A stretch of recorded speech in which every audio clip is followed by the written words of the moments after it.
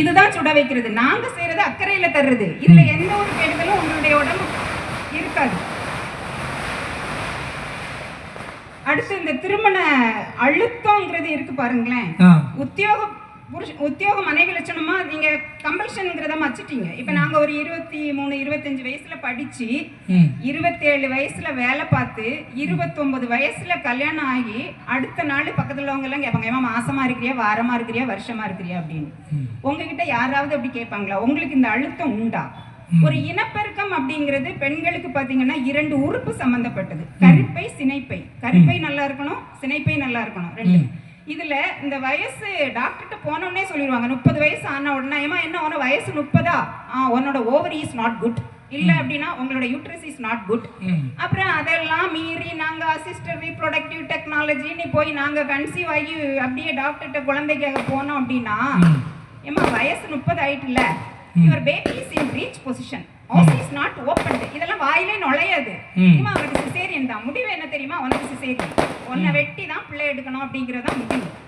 இந்த சிசேரியனுக்காக எனக்கு குழந்தை வேணும் அப்படிங்கிறதுக்காக ஹாஸ்பிட்டல்ல போய் அந்த முதுகுல ஒரு ஊசி போடுவாங்க.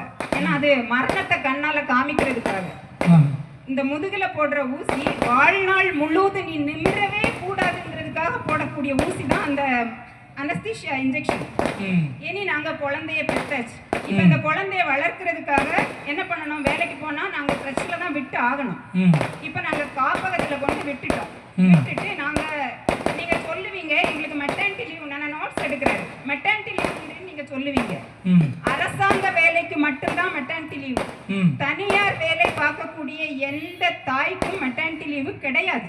அது 30 நாளா இருக்கும். இல்ல இப்ப லேபர் கோட்ல வந்துருச்சு. லேபர் கோட்ல இப்ப கொடுத்துட்டாங்க.